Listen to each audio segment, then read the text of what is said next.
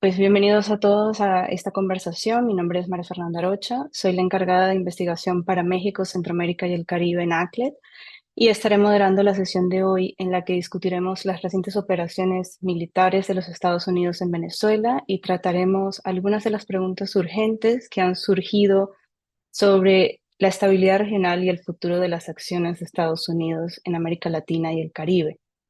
Me acompañan mis colegas y analistas senior para ACLE, Tiziano Breda y Sandra Pellegrini. Pues a todos nos alegró recibir preguntas que muchos de ustedes enviaron al registrarse para esta sesión y las cuales trataremos a continuación. Pues para ir entrando un poco en materia, las primeras dudas que surgen están relacionadas pues, con la situación interna de Venezuela y para entender un poco cuál fue el impacto inmediato de esta acción en el país. Después de la intervención del 3 de enero y con la toma de posesión por parte de la vicepresidenta Delcy Rodríguez, pues nos queda entender cómo queda la situación política y social del país. Y este es un punto que Tiziano mencionaba en su publicación reciente de preguntas y respuestas sobre Venezuela. Y quisiéramos ahondar un poco más en ello hoy. Y para ello, Tiziano, te quería preguntar, ¿qué reacciones sociales y políticas se pueden esperar ante el cambio del líder de gobierno en Venezuela? Gracias, Mafe, y gracias a todos los que se han conectado. En efecto, una de las primeras cosas que nos preguntamos en esa pequeña pieza de análisis era qué tan estable queda Venezuela, la situación política y social en Venezuela después de esta intervención. Y yo creo que desde el punto de vista social hay que preguntarse, en primer lugar, ¿no? ¿Qué sensaciones generó esta intervención, esta extracción de Maduro del país? Y hemos visto en ACLED que la mayoría de las manifestaciones de venezolanos, sobre todo en el exterior, pues han manifestado para celebrar básicamente, ¿no? esta intervención, mientras que en el país solamente hemos registrado algunas decenas de protestas en contra de la intervención. Sin embargo, si miramos bien estas protestas, vemos que no fueron necesariamente protestas masivas, eh, que, digamos, como sería entendible si en el caso de que fuese básicamente secuestrado un líder popular y democráticamente electo, ¿no? Sino que más bien fueron protestas en su mayoría liderada por empleados públicos o simpatizantes del partido de gobierno, el PSUV. Entonces, eso sugiere que de alguna forma, incluso dentro de Venezuela, por muy impactante que pueda haber sido esta intervención, podría haber sido recibida de alguna forma con también cierto alivio e incluso haber generado expectativas para que haya un cambio, una apertura política en el país. Hemos visto, de hecho, que el gobierno ha intentado de una vez evitar que esta acción se tradujera en movilizaciones masivas contra el gobierno, imponiendo un estado de conmoción interna y también amenazando y deteniendo temporalmente a algunas personas que apoyaron esta intervención y desplegando algunas milicias progubernamentales, conocidas como colectivos, en varios puntos de país, sobre todo la capital.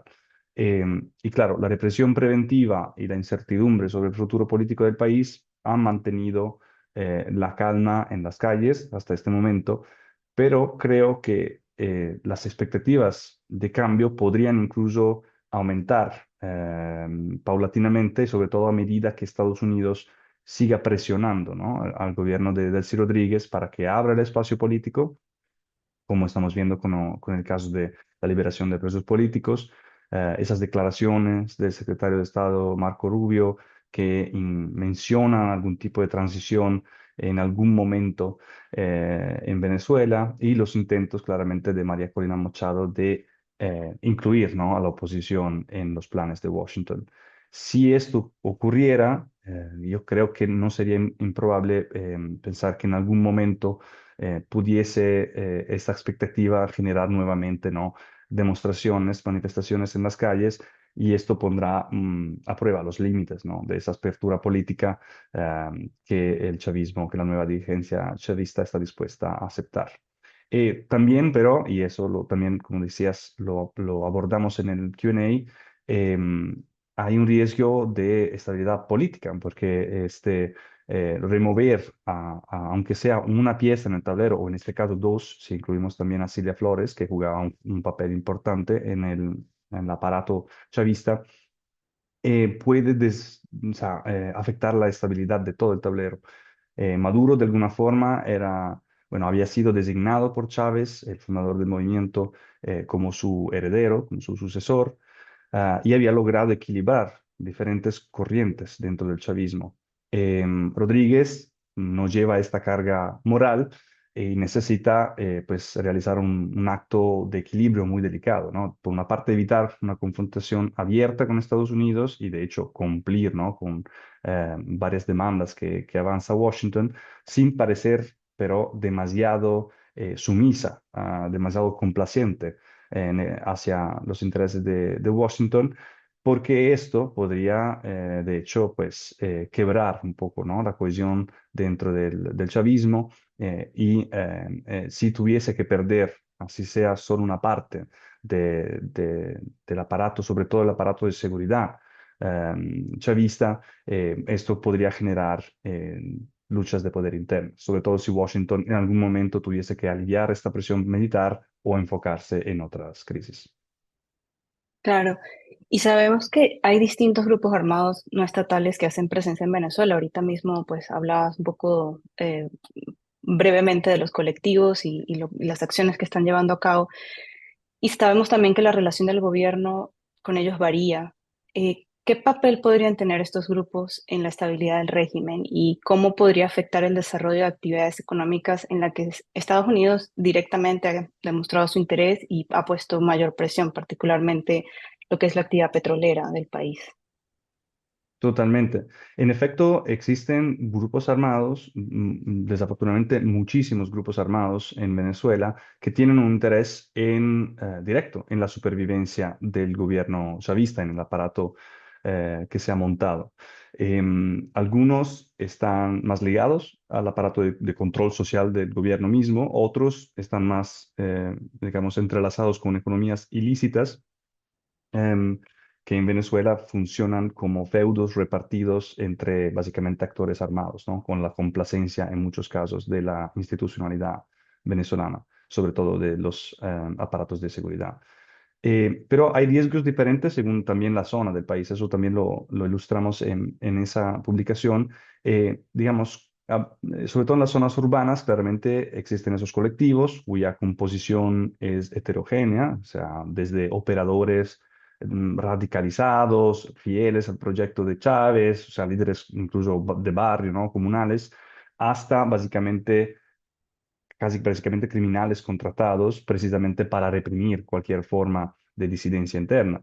Y estos grupos han consolidado su papel como ejecutores de la represión de protestas en los últimos años y claramente tienen todo el interés en mantener un rol central en la defensa del gobierno chavista o de la facción que sea considerada más fiel, ¿no? a los ideales de Chávez.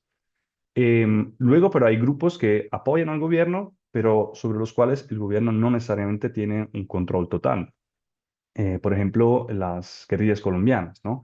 El régimen de Maduro ha desarrollado relaciones estrechas con algunos rebeldes, particularmente el ELN, ha actuado como garante de paz, del diálogo de paz, ha hospedado rondas de negociaciones y ha permitido esencialmente que reforzaran su presencia a lo largo de corredores del narcotráfico, sobre todo en las regiones fronterizas entre Colombia y Venezuela, pero también en zonas estratégicas para la actividad minera, ¿no? Dentro del país, con la complicidad, como decíamos, de mandos militares. El ELN y algunas disidencias de las FARC, como el Estado Mayor Central, se han comprometido abiertamente a defender la revolución bolivariana. Y esto claramente representa, en primer lugar, un riesgo de acciones de sabotaje o de resistencia hacia, por ejemplo, un posible aumento de la presencia de empresas estadounidenses, sobre todo en actividades petroleras y mineras, ¿no? Sobre todo en el arco minero y en la Orinoquía. Pero también hay que preguntarse cómo reaccionarían estos grupos si hubiese un cambio de postura del gobierno frente a esos grupos mismos. ya que hay indicios de que podría haber entre las demandas de Washington también la que aumente el gobierno de Rodríguez la presión militar contra organizaciones que están involucradas con el narcotráfico. ¿Podría el ELN convertirse en una resistencia binacional, o sea, que resista también a un gobierno si ese, en Venezuela, si ese cambiase de postura hacia él? Es una pregunta abierta. Finalmente, los rebeldes no son los únicos grupos armados no estatales que se benefician de actividades ilícitas en el país. Hemos registrado en ACLED desde 2018 unos 800 grupos de crimen organizados que van desde las pandillas más urbanas a las megabandas, trenes, sindicatos que operan más en el sector de la minería y del narcotráfico. Y al menos 50 de estos seguían activos el año pasado. Años atrás, Maduro también con muchos de estos grupos ha mantenido relaciones positivas, incluyendo al Tren de Aragua, por ejemplo, em, pero en los últimos años, digamos, se han visto reducido en su tamaño, en su alcance operativo, debido claramente al colapso económico del país, pero también a un giro que dio Maduro hacia una, digamos, una política más de mano dura contra el crimen, y algunos se han, de hecho, vuelto abiertamente confrontacionales con el gobierno de Maduro. Por ejemplo, el Tren de Llano, a la altura de las protestas después de las elecciones de 2024, abiertamente digamos, se ha puesto en contra, ¿no?, del gobierno de Maduro. Entonces, es poco probable ver que desempeñen un papel en la transición. Pero estos grupos, ¿cómo actuarían, no? Si se dieran, por ejemplo, protestas antigubernamentales. Y de todos modos, representarán un desafío para la administración Rodríguez porque claramente intentarán defender sus intereses criminales, sobre todo en el sector de la minería ilegal y del narcotráfico. Claro. Y pues un poco después de esta primera intervención que ocurre ahora, existe la duda sobre qué otras acciones se podrían esperar por parte de los Estados Unidos, tanto en Venezuela como para la región.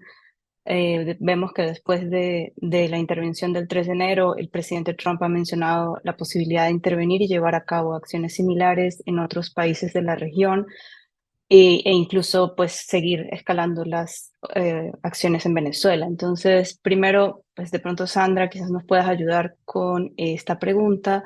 ¿Se podrían esperar otras intervenciones armadas en Venezuela? ¿Cómo lo podríamos ver? Sí, muchas gracias, María Fernanda. Y yo veo que se alinea bastante con unas de las preguntas que estamos recibiendo. Yo creo que a esa altura es bastante difícil predecir qué va a pasar, si habrá otro operativo. Si me pregunta mi opinión, yo creo que al corto plazo y ahora mismo lo veo poco probable. Incluso ha sido una de las declaraciones por oficiales estadounidenses. Y yo creo que es poco probable porque primero sería una operación que lleva más riesgo, ya que en comparación con lo que ocurrió el 6 de enero se pierde de cierta forma el elemento de sorpresa, y también entonces podría llevar a mayor resistencia por parte del aparato de seguridad venezolanos. Y yo creo que también una segunda operación depende mucho de cómo se va a desarrollar la cooperación y la relación entre Estados Unidos y Venezuela. Por ahora parece que haya tomado el camino hacia la cooperación con Delcy Rodríguez, pero como lo ha mencionado Tiziano, la cohesión interna dentro del régimen no está asegurado y depende mucho de cómo pueden reaccionar las otras facciones chavistas. Entonces yo creo que esos son los dos puntos que tomaría en consideración respecto a la inmediatez de una segunda operación en Venezuela. Claro, y en cuanto al impacto regional, vemos que después de incluso de que el presidente Trump señala la posibilidad de hacer más intervenciones de este tipo, de buscar influenciar más algunos países de la región, también hubo después pues conversaciones con algunos de los mandatarios de estos países, como lo fue el presidente Petro, con la presidenta Sheinbaum, para buscar reducir un poco las tensiones y tratar ciertos temas. Pero, ¿cómo pueden los Estados Unidos ejercer más presión en la región antes de llegar a un escenario de intervención directa? Y un poco, ¿qué aspectos podrían ser claves para entender cómo Estados Unidos priorizaría sus acciones en la región? Y Claro. si puedes ayudarnos. Ujú. No, sí, claro. Yo creo que en primer lugar hay que tomar en consideración que la operación de resolución absoluta ha sido, en mi opinión, una herramienta bastante poderosa de disuasión, porque ha sido una manera muy simbólica de ejercer presión sobre los gobiernos de la región en sí. Entonces, el mensaje ha sido bastante claro. Estados Unidos está dispuesta a intervenir cuando sus intereses y prioridades se encuentren amenazados. Sin embargo, yo creo que es importante recordar que Estados Unidos también inscribió en su estrategia de seguridad nacional una predisposición a la no intervención. Entonces, yo veo el uso de la fuerza militar es una manera de incidir, pero es una de las herramientas de la que dispone Estados Unidos para influir en la región. Antes mismo del 6 de enero, habíamos visto como la administración de Trump había ya intensificado sus presiones indirectas y políticas en la región. Se ha visto, por ejemplo, en el marco de aranceles que se ha impuesto a México o incluso en Brasil por razones bastante políticas. También hemos visto el acondicionamiento del apoyo económico. Estoy pensando, por ejemplo, en Argentina, donde condicionó una ayuda económica a la victoria de Javier Milei en las elecciones legislativas. Y también de forma más política hemos visto a Trump respaldando a candidatos favorables a los intereses de Estados Unidos durante los procesos electorales. Entonces yo creo que hacen parte de las distintas herramientas de la cual dispone Estados Unidos para hacer presiones. Ahora, respecto a cuáles son sus prioridades, yo he identificado al menos cuatro grandes prioridades que podrían incidir en qué países Estados Unidos podría buscar ejercer presión. Uno de esto es, bueno, una voluntad de ejercer un control total sobre su frontera y sobre los procesos migratorios. Entonces, ahí yo creo que Estados Unidos va a tener en la mirada los países de origen de migrantes de tránsito o fronterizos, como en el caso de México. Segundo, Estados Unidos busca un hemisferio con gobiernos que cooperen en la lucha contra los carteles y organizaciones criminales transnacionales. Tercero, yo creo que busca desarrollar una economía más dinámica, desarrollar su sector energético. Entonces, eso se ha visto, por ejemplo, en el interés demostrado de Estados Unidos en los recursos naturales, en el caso de Venezuela, pero yo creo que también se podría acercar hacia otros países. Estoy pensando, por ejemplo, en países ricos en cobre, como Chile, Perú y México, o los países donde se concentran las reservas mundiales de litio, como Argentina, Bolivia y Chile. Podemos también pensar en tierras raras, cuyas reservas se encuentran de forma notable en Brasil. Entonces, claro, desarrollar su economía a través del acceso a recursos naturales.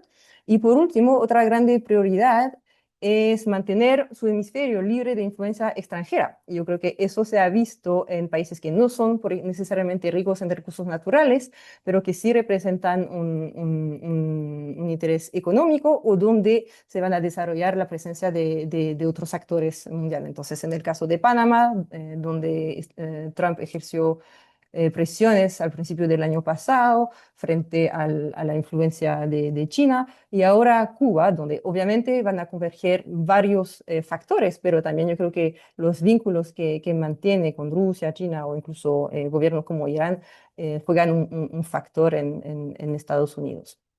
Y bueno, también en las preguntas que surgen en el chat se pregunta mucho por Colombia, Cuba y México en específico, que han sido blanco de amenazas más directas.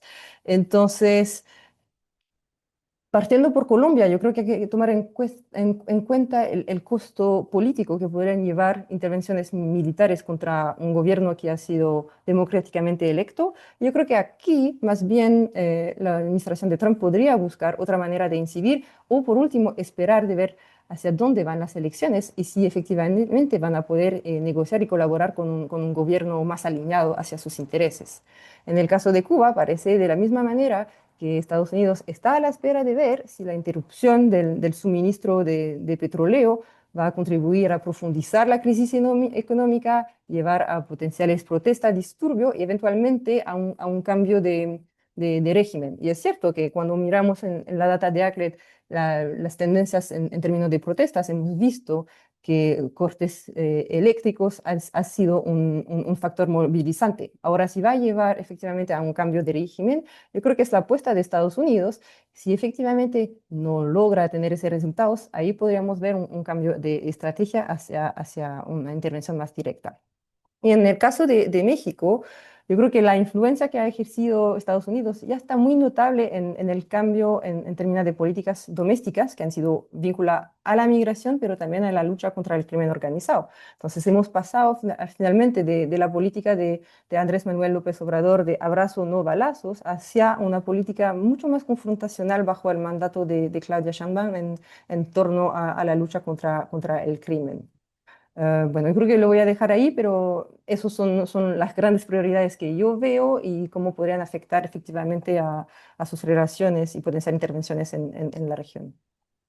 Muchas gracias por todos los detalles que compartiste. Pues también un poco para abordar las preguntas, las principales preguntas que pues, nos trajeron a esta discusión, además de ver un poco lo que son los impactos en Venezuela y las acciones a seguir de los Estados Unidos, también pues una de las grandes dudas es cómo estos hechos podrían reconfigurar conflictos en la región y el impacto que pueden tener acciones de los Estados Unidos en las dinámicas de los distintos grupos armados no estatales que operan en Latinoamérica y el Caribe. Tiziano, ahora, de hecho, tú nos comentabas sobre el rol que podrían tener algunos actores armados en Venezuela. Algunos de ellos también están involucrados en dinámicas de conflicto en Colombia. Y eso pues nos abre un poco la pregunta, ¿no? ¿Cómo podrían verse afectados los conflictos existentes en la región y podría esto desestabilizar la situación humanitaria, pues más de un poco de la situación actual? Claro, gracias, Mafe. No, efectivamente, no hay un país que está más expuesto, digamos, y conectado a lo que ocurre en Venezuela que Colombia, básicamente. Hemos hablado efectivamente un poco del rol del ELN y de algunas disidencias de las FARC en Venezuela, pero creo que sus acciones podrían adaptarse también en Colombia a la luz de los eventos en Venezuela. En primer lugar, el ELN y el Estado Mayor Central han respectivamente planteado, bueno, dos cosas bastante distintas sobre cómo enfrentar esta intervención. El Estado Mayor Central ha incluso propuesto unir fuerzas con el ELN para enfrentar, ¿no?, al imperio. Y esto incluso podría, por ejemplo, llevar a una distensión en las relaciones entre los dos que tienen un conflicto abierto en departamentos como Arauca y Casanare. Sin embargo, el ELN, por lo menos públicamente, no ha acogido ese llamado y de hecho hemos registrado ya un enfrentamiento en Casanare hace unos días entre los dos grupos y más bien el ELN ha ofrecido construir una agenda, un acuerdo nacional para implementarlo durante la próxima administración y de alguna forma intentando mantener abierto un espacio de debate político en un contexto en el cual está aumentando la presión para tratar el conflicto armado colombiano solamente desde el punto de vista militar, básicamente.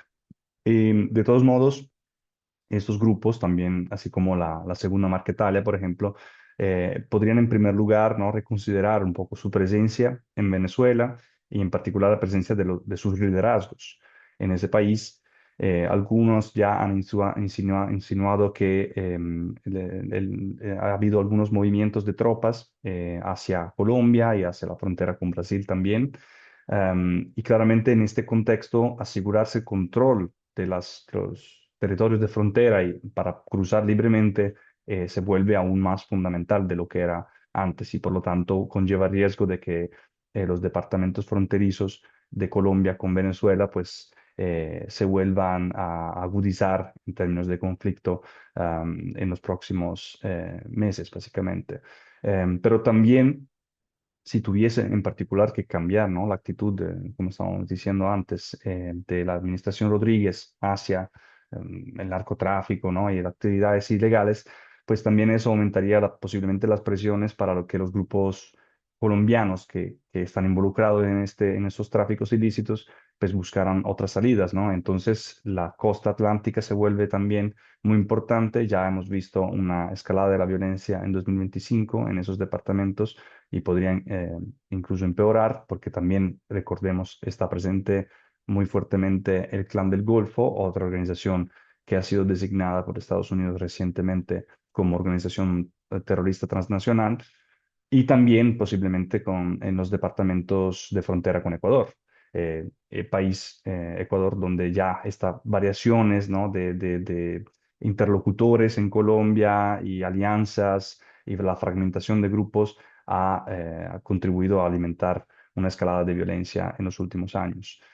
También creo que hay una afectación en las negociaciones de paz, porque, claro, por un lado, esta presión de Estados Unidos puede generar, ¿no? estas ofertas como la del ELN de buscar un acuerdo, posiblemente ofertas como para ganar tiempo, ¿no? O reorganizarse, pero al mismo tiempo creo que desincentive a los grupos que en efecto están en negociaciones y han avanzado en negociaciones con el gobierno, disidencia de las FARC, del Estado Mayor de los Bloques y Frente, y de la Coordinadora Nacional Ejército Bolivariano, o también de Comuneros del Sur, frente a la posibilidad de que cualquier cosa que pueda ser acordada difícilmente va a ser implementada porque esta presión de Estados Unidos va a continuar incluso con la próxima administración.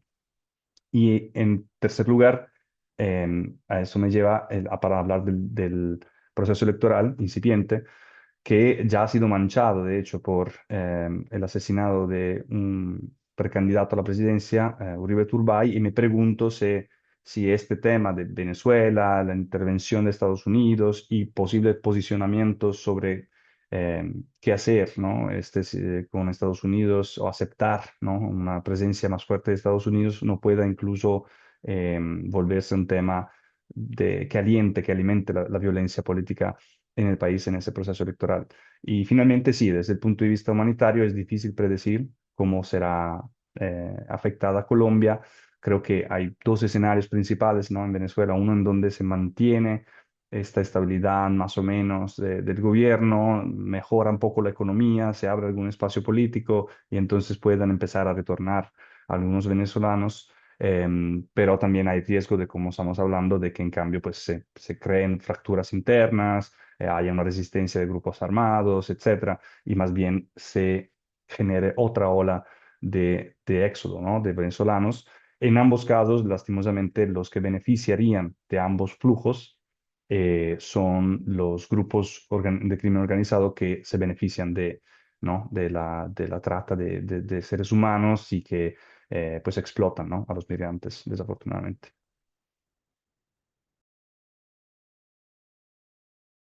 Perdón, no lograba eh, activar el micrófono.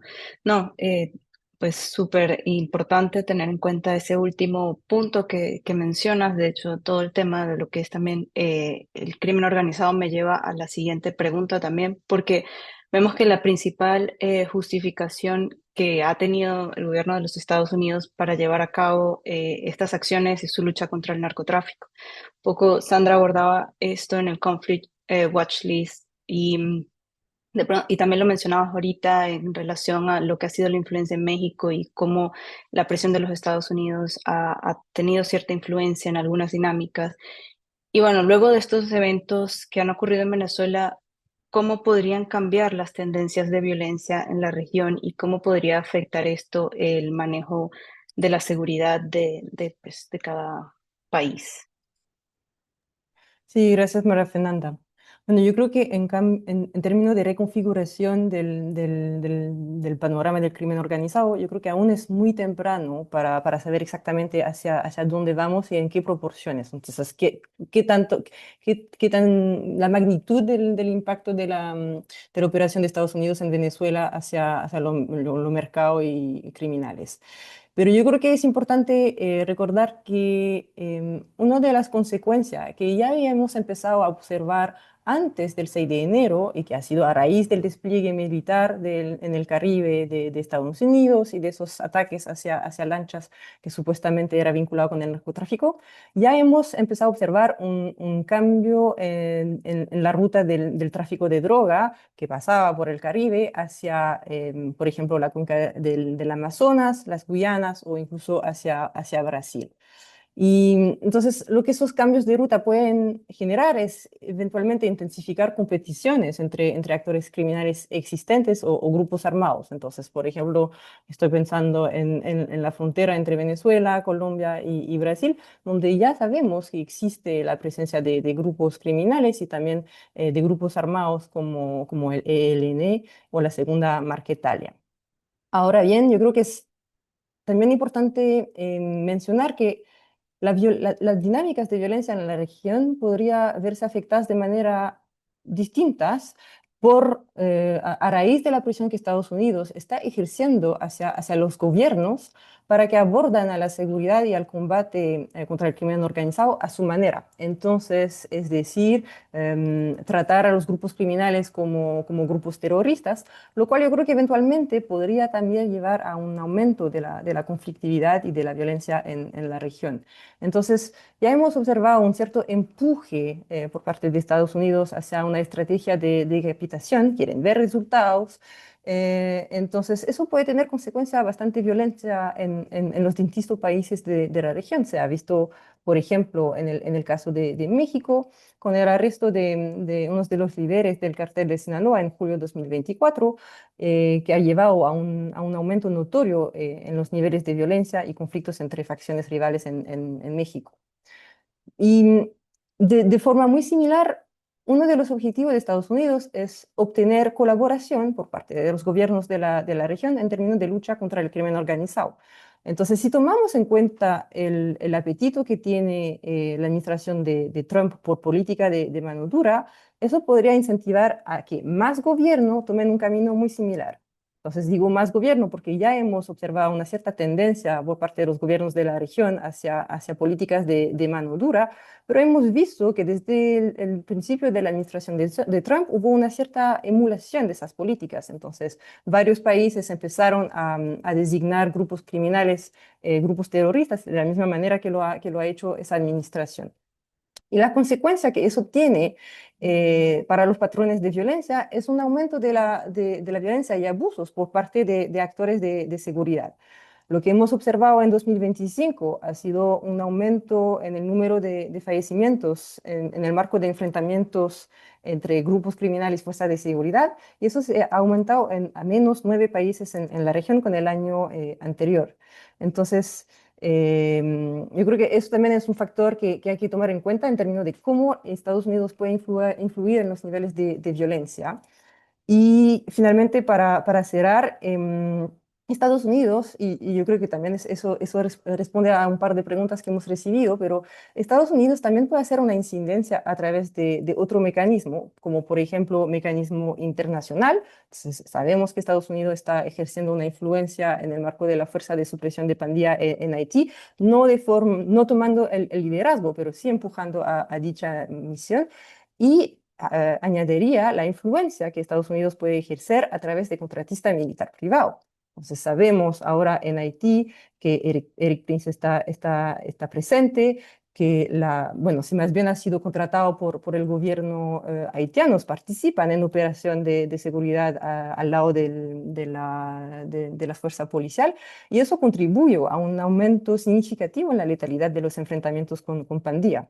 Y de la misma manera, se habla de la presencia de contratistas militares privados en Ecuador, en Perú, y ahora mismo hay discusiones sobre el manejo de la seguridad en Venezuela en torno a las infraestructuras petroleras. Entonces, yo creo que también es un factor que tenemos que tomar en cuenta pensando en cómo Estados Unidos puede incidir directamente o indirectamente sobre los niveles de violencia en la región.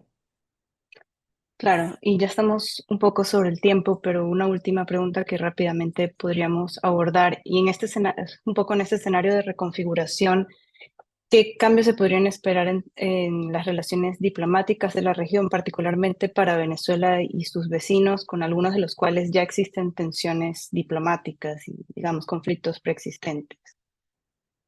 Sí, bueno, yo creo que la pregunta mayor que todos se hacen es qué pasará con la disputa territorial entre Venezuela y Guyana. Y yo creo que la intensificación de la presión estadounidense sobre Venezuela parece haber tenido, por último, ahora un cierto efecto disuasorio sobre una posible escalada en esa disputa. Entonces, la preocupación es regional sobre una eventual anexación del Esequibo parece ser atenuada temporalmente. En la medida de que el gobierno venezolano se enfrenta a fuertes presiones diplomáticas y militar por parte de Estados Unidos.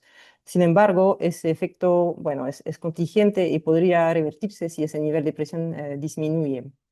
Em, si hablamos también de relaciones diplomáticas, yo creo que las acciones de Estados Unidos han llevado a ciertas reconfiguraciones en la relación en el Caribe. Entonces, por ejemplo, hemos visto en el Caribe, en la región, pero sí, hemos visto que ciertos países parecen más alineados con las acciones de Estados Unidos en Venezuela. En el caso del Caribe ha sido el caso por Trinidad y Tobago, que se ha destacado por su apoyo abierto a las operaciones estadounidenses, permitió la instalación de radares militares, realización de ejercicio en conjunto. Entonces, yo creo que esa postura contrasta con las de otros estados caribeños que, por ejemplo, no necesariamente han aceptado instalar esos mismos radares.